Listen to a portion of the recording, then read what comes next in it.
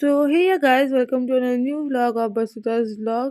So আজকে আমি কিছু পার্সোনাল কাজের জন্য চলে গেছিলাম শিলিগুড়িতে, আর সেখানে গিয়েই আমি জানতে পারলাম যে দাদাভাই স্পোর্টিং ক্লাবে চলছে দি ইন্টারন্যাশনাল ট্রেড ফেয়ার।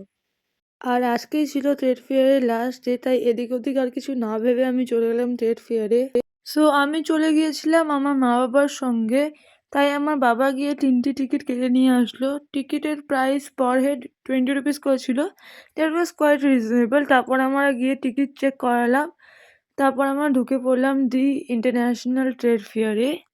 ঢোকার সাথে সাথেই আমরাও দেখতে পেলাম খুব সুন্দর সুন্দর ফার্নিচার এবং ডেকোরেটিভ আইটেমস, যেখানে এই হর্সটা আমার খুব পছন্দ হয়েছে। আমার খুব ইচ্ছা এমন একটি হর্স রাখার বাড়িতে, বাট আনফর্চুনেটলি আমি কিনতে পারলাম না, বিকজ আমি কিছু প্ল্যান করে যাইনি কি কিনতে পারবো বা কি সামথিং লাইক দ্যাট। কিন্তু এখানকার ডেকোরেটিভ আইটেমগুলো খুব সুন্দর ছিল। মা বলো এটা কি?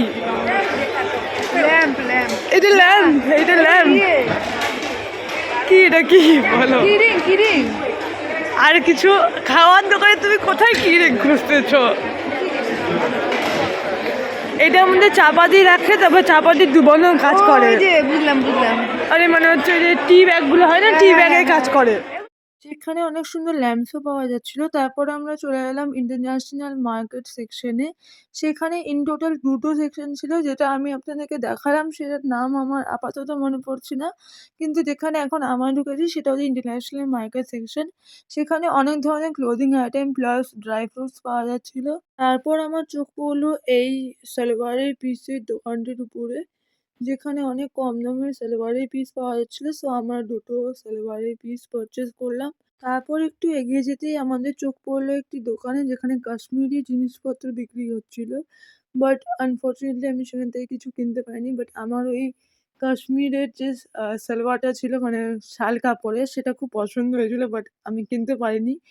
তারপর সেখানে ব্যাগসের দোকান ছিল, উডেন আইটেমসের দোকান ছিল, সেখান থেকে আমার কিছু টুকটাক কিনলাম। তারপর একটু এগিয়ে যেতেই সেখানে ছিল ফুড কাউন্টার্স। সেখান থেকে আমরা কিছু কিনিনি, বাট টেস্টার্স হিসাবে অনেক কিছু টেস্ট করেছি। That was quite like good, কিন্তু কিছু আর কেনা হয়নি। তারপর সেখানে ওয়ার্ল্ড ফেমাস দুবাই চকলেটসও ছিল। সেখানে আরও খাওয়ার দোকান ছিল, বাট আমরা আর কিছু খাইনি। সো আজকের ব্লগটা এই অবধি। Don't forget to like, comment, share and subscribe to my channel. Tata.